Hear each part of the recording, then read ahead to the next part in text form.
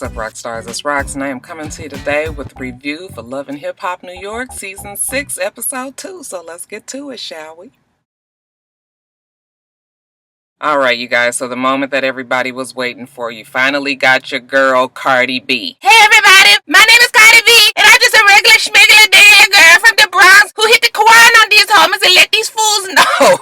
You guys, I'm gonna still practice on Cardi B. I have a hard time, getting a hold of the damn Bronx, Puerto Rican, extra hood accent. I'm trying really, really hard, though, you guys. But yeah, that's about it we got for the Cardi B impersonations today. Oh yeah, other than, ow! But y'all, I'm working on it. What do you guys think about Cardi B? She's a stripper. I don't know if she still strips because she seems to do quite a bit of traveling and making a lot of money, making appearances and, doing promoting parties and stuff at clubs. I didn't know anything about Cardi B until this show came up. But from what I understand, she has a whole bunch of followers on Instagram. I mean, I follow her now. And she seems to be an interesting character. I was trying to figure out if Mona was trying to get a hold of a new Jocelyn. I'm not sure what this is gonna be. Cardi seems to be a likable person so far, but I gotta see. So far, she's funny to me. What do y'all think about her voice? Like, do you think that's gonna get on your nerves? Like, Jocelyn's voice was a little bit less grating, so we'll see what happens with that. But anyway, they got this whole story set up with her supposedly seeing this DJ Self guy, and I know everybody out there tells me that DJ Self is supposed to be like, real big in New York and everything. Well, why does he seem like such a schmuck? This show is not going to do good for his image because he just seems like such a goober who just lucked into a damn DJing job. I mean, that's probably not what it is, but that's just what I get from watching him on the show. The nigga can't keep a fucking straight face to save his goddamn life. I'm like, listen here. I know Mona set y'all asses down and was just like, okay, I need you to get into character. And this nigga just continuously is smiling and laughing. It makes the story that much more unbelievable, but whatever. DJ Self says that he came to the strip club to talk to Cardi because of the shit that happened at his cipher. He just needed to ease his mind. And Cardi B was just like, how you doing? What you doing here? Child, I'm working on it. Her whole thing is they've been seeing each other for 2 years, supposedly, even though she's never mentioned him on her Instagram before then, because I went back quite a ways to see. And that even though she's seeing some dude in jail and he has a girl at home, she just don't like the fact that he be lying all the time. I don't know why girls deal with guys that lie all the fucking time. Either he a liar and you just deal with the fucking lie, just be like, oh, that nigga lying. Or you leave him alone. Like, what you want the nigga to do? He's not gonna change. If he lie, he just gonna continue to lie. She's just like, you're not ready to be in no relationship with me. He was just like, well, you're not trying to be in a relationship either. You dating some dude in jail. She was just like, he treat me better than... Let me not do the voice. He treats her better in jail than DJ Self does outside of the jail. So that's not saying too much for that relationship right there, you guys. But I'ma just watch Cardi B. Right now I like her. Right now I don't like DJ Self. He just seems like such a old goo. But DJ Self, you guys, like I said, he's seeing this chick, Yuma. What the child name was, child? I didn't even write it down. Yoni or something like that. Yona, I think her name is Yora.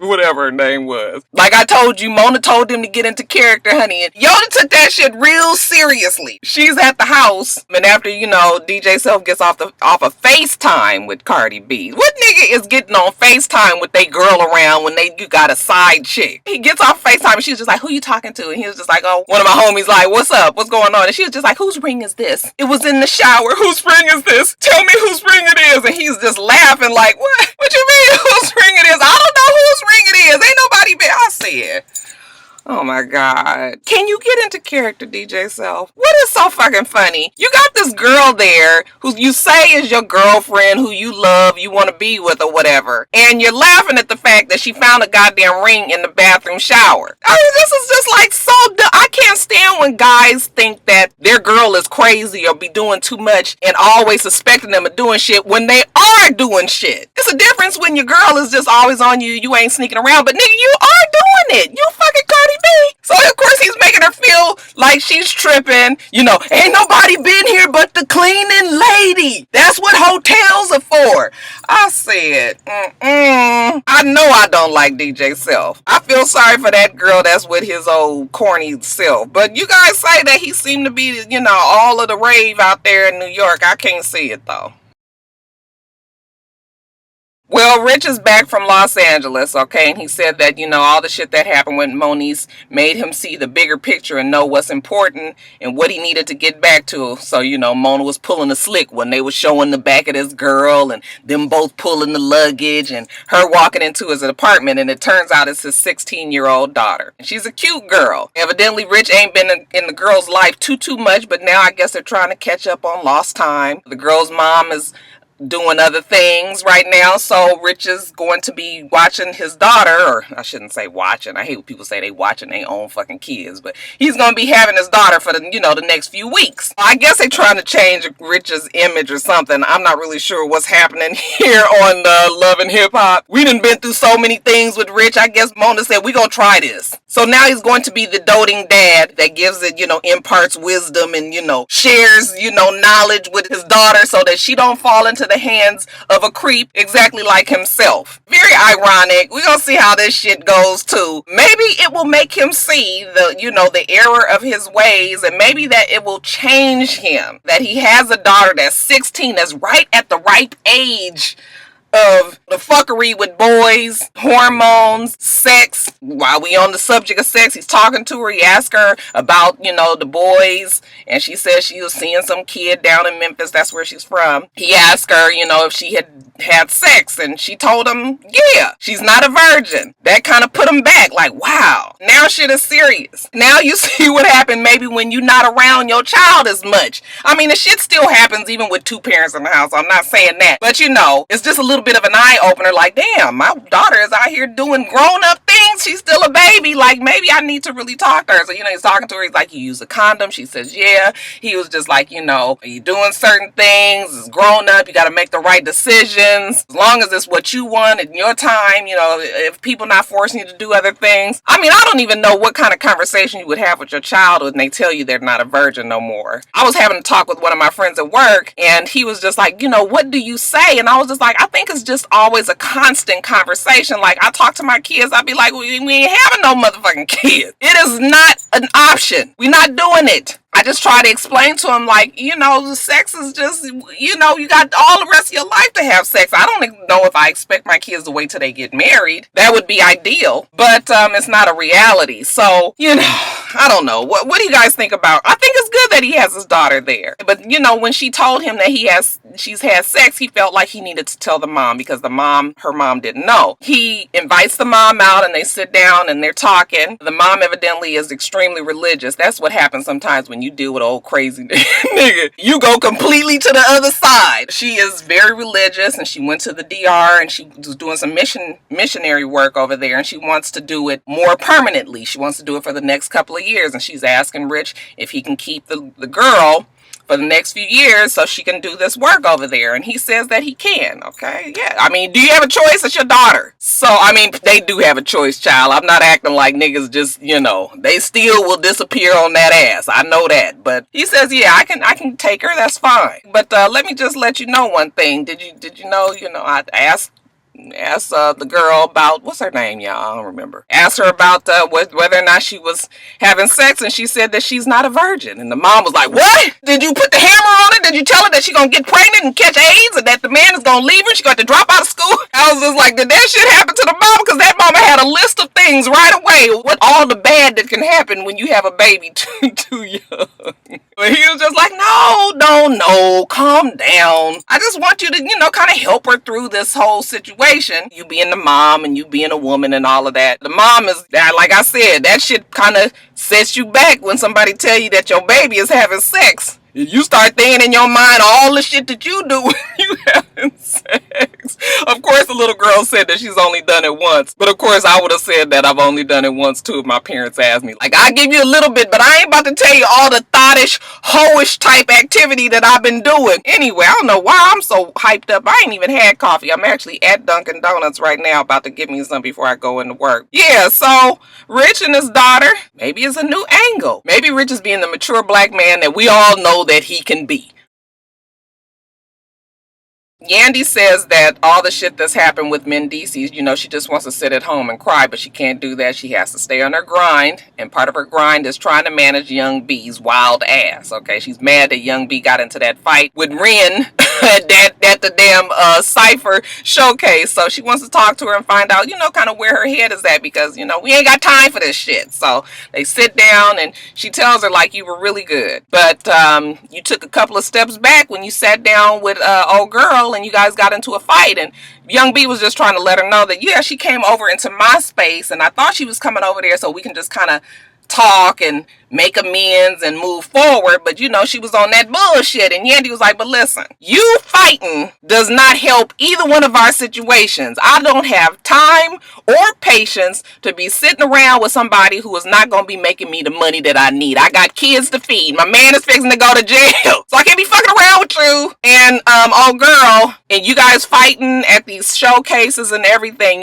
so I don't really know if I'm gonna be able to manage you. Young B was just like, it would be a mistake for her to let me go. I don't know what either one of them is doing anymore. I mean, I know Yandy was Jim Jones' manager at one time, and maybe she's doing managing other people, but I haven't heard about him. Y'all can let me know down in the comments exactly what Yandy is doing. And then Young B, like I said, I guess it's really good to have, confidence in yourself. I mean, if don't nobody else have it, you should have it at least yourself. But I don't know what either one of them is doing. I guess maybe they both need each other a little bit. Yandy says, all right, well, let me think about it. See exactly where my money is at and whether or not I can afford to drop you or keep you. So I'll let you know. And Young B, she ain't got no choice but to live with that one. Now, Ren and 10, the 2016 Hip Hop Dalmatians, you guys, they sit down with Rob because Rob feels the exact same way that Yandy does. Like, I put my name on the line and you motherfuckers get out here and get to acting a damn fool. Well, it's not really both of them. It's really just Mo. So Rob sits down with the girls at dinner and,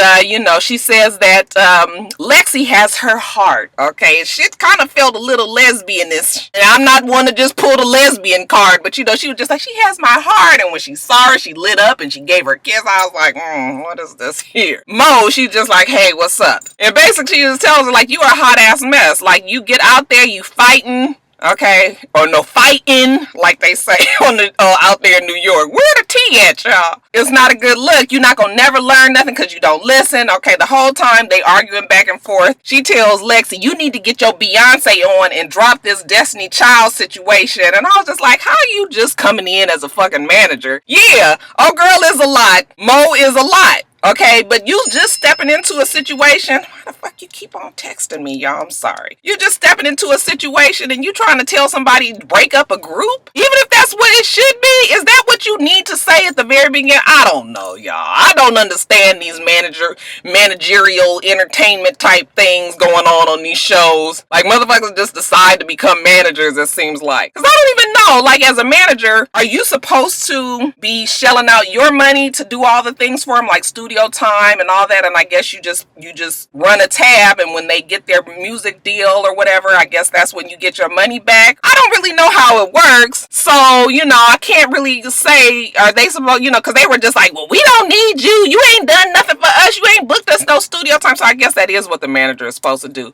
And Rob was just like, well, I don't, you guys don't pay my bills, and I was just like, well, what is we doing here? Okay, why are you fussing and yelling at these girls when obviously they need some direction and you already just creating all this? Man, I don't like Ross. Something about her I don't like. Plus, she just too fluffy. Maybe she just need to wear the next size up. But it's something about it. It's just too much. But anyway, Ra and Mo get into it, and Mo's just like, well, you know what? I'll find my own manager, and I guess I'll have my manager call you, and you guys can, and it was getting to be a mess. Mo makes a big dramatic exit. Okay. Okay, and Lexi was just like, well, maybe she does feel kind of left out because you do call me, you don't call her, you don't communicate to her, and maybe she just feeling, feeling left out. Okay, and Rob was just like, yeah, but I don't want to fuck her, and I want to fuck you, and that's what. Anyway, while Lexi is sitting there trying to defend Mo, here she come rushing back. Well, the fact that you stayed here with her and you talking to her, I can see where your loyalty lies. And Lexi's like, but I'm trying to defend you. She's like, yeah, but you still just sitting here talking to her and I'm walking out and all that. Lexi was like, fine, we'll leave. I wish everybody would calm the fuck down. I was just like, yes, I'm with Lexi. I thought it was both of them, but now I realize that it's really Mo, and really it's kind of Ra. Ra is also kind of fanning the flames. Why I keep on wanting to say flaming the fans? Fanning the flames of all this, fool of fucking niggatry. So both Ra and Yandy seem to have their hands full with these rappers. We'll see if they decide to keep them all on.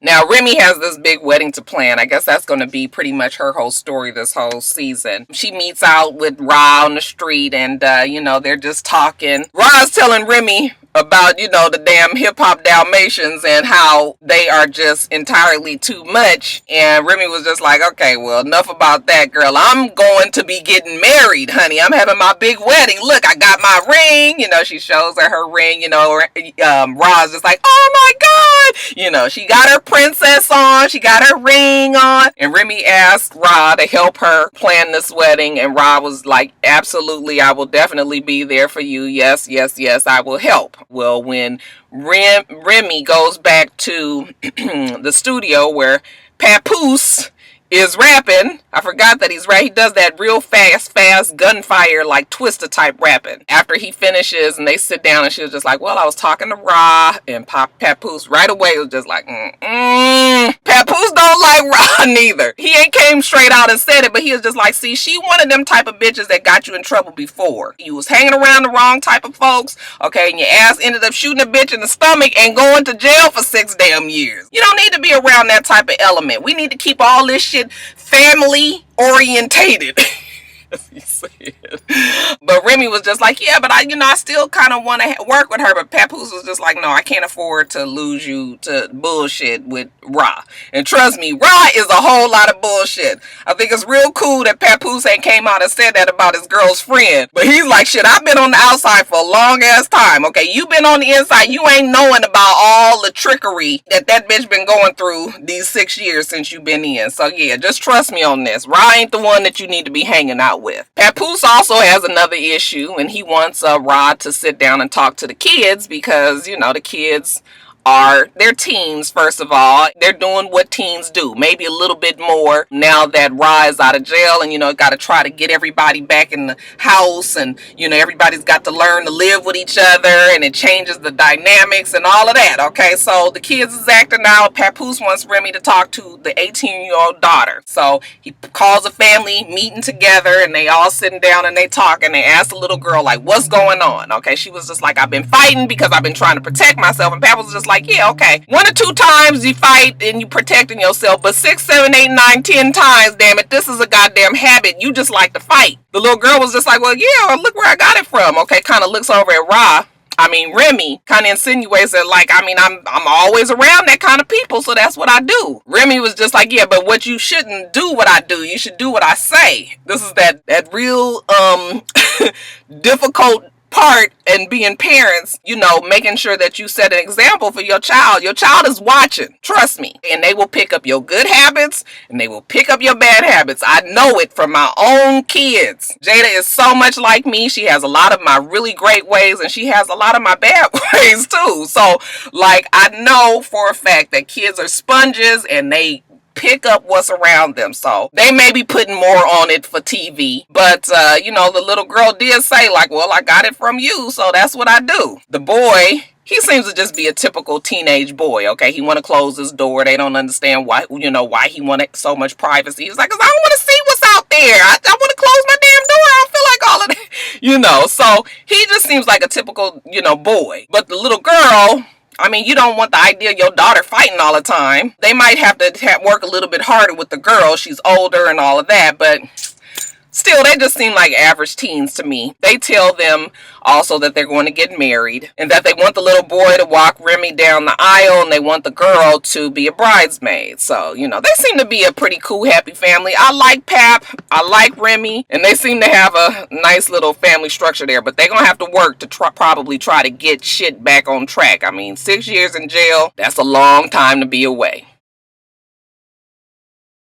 Ooh, you guys, it's late. I'm gonna be late to work. Let me just finish this last little part. I saved the stupidity for last, okay? And that would be, you guessed it, Tara, Amina, and Peter. Just gonna tell you guys what happened. So, Tara is out working out. Up walks Amina. Do you know where my husband is? Tara's like, no, don't know, don't care. Well, I'm just trying to find out where my husband is because he don't come at home no more. Okay, is he over at your house? Is he sleeping over there? Tara's like, no, not necessarily. Amina says, not necessarily is not good enough for her. Okay, bitch, if he's not sleeping there, a simple no will suffice. Okay, she says that her feminine intuition is telling her that something is, I said, bitch. Your feminine intuition should tell you that he fucking her all the time and well. I was just like, oh my God, I cannot with them. Tara was just like, well, you know, he's not over at my house and I don't know why you coming up to me asking me about your problems with Peter. And, you know, Amina was just like, well, because he's still in love with you and he still wants to be with you. And Tara was just like, well, if you know that, why are you even with him? And she says, because I don't give up.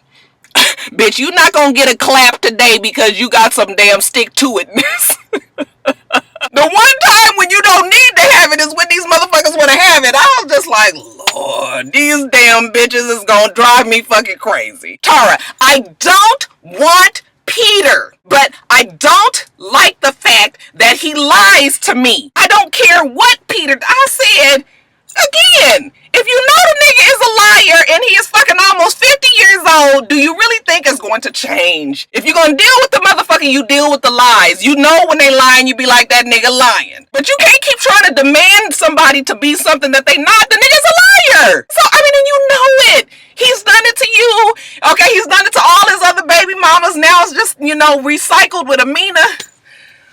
Oh, they not gonna fucking kill me. I swear for God, they not gonna kill me, you guys. So, Tara, you know, in her educated and overly clipped tones, she tells us that her and Amina wants the same thing, for Peter to say the truth. Okay, so she has Peter over to the house, and she tells him, or actually she yells at him, that he's fucking with her emotions, and that he's lying to her, and he's leading her on, and all this. But what is it? If he's lying to you and leading you on, but you don't want to be with him, like, what difference does it make? Let the nigga be with the kids, and let that be that. Okay, y'all on some bullshit. She was like, well, I invited Amina over here so we can, you know, for once and for all, you can say exactly what it is. We can all be together in this room. So Amina comes over, and Tara was just like, well, he say that you guys not together no more. You know, he just stays at the house with you, but y'all ain't doing nothing. Amina was like, that's a lie. We are together. Aren't we together, Peter? Peter over there looking all sheepish like, well, yeah, we are together, but it don't feel like it. Bitch, that ain't what the fuck I said. I said, are we together or not? It can feel like a whole bunch of shit. The reality is, are we together or not? He keep on saying it don't feel like it. Tara, she twists the knife a little bit deeper. Yeah, what he say is that you was a mistake that went too far.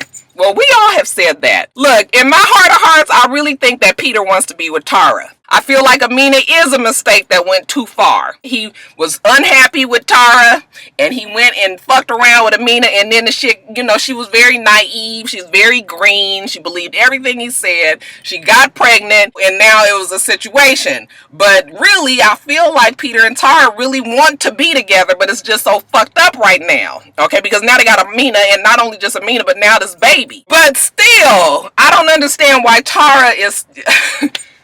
Oh, you guys, I can't even psychoanalyze them today. They just a fucking mess. So Amina, she gets real hurt. I'm just a mistake that went too far. I'm just a mistake that went too far. Are you kidding me? Are you kidding me? And honey, she reached up there and she slapped the nigga across the tip of his nose. They showed that shit all on the internet last night. Like, she ain't even touch his face, okay? And they had this old loud, out of control slap. I thought she had slapped the hell out of him. I said, these motherfuckers know they gonna try and Mona, bitch. You're just gonna keep up with this mess? She ain't fucking hit that boy. And if she was really that mad, I'd have jumped on fucking Tara too. But she goes, hit him and then throw some of him at him and then walk by Tara while Tara just sitting there looking. I said, bitch, you can catch these motherfucking hands too. That's how you know some bullshit right there. Tara's stomach, like I said, you could tell she was bigger there than when she was working out. She looked like she pregnant to me now. Like I said, I don't know if it's by Peter or what. But she definitely looked like she had a bun in the oven in that little jumpsuit. But yeah, you guys, it was some bullshit. She walked away. Peter, you know, he went over there to nurse his little tip of his nose. Mona said, bitch, did you get that? Make sure that you get the real supreme slap on that sound effect right there. Peter and Tara and Amina, like I keep on telling y'all, they are not gonna fucking stress my life this season.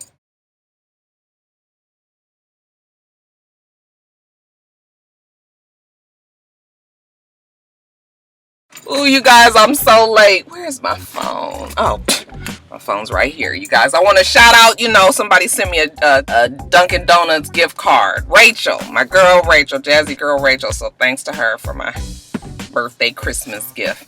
Anyway, y'all, let me get in here, get my coffee and get on to work. Y'all make sure that you rate, comment, and subscribe to the channel. I'm itsrox. The channel is for itsrox, and everything else I do will be in the bottom bar. All right. So I hope that you have a wonderful, wonderful rest of your day, and I plan on doing the same. Until next time, Roxstars. Bye.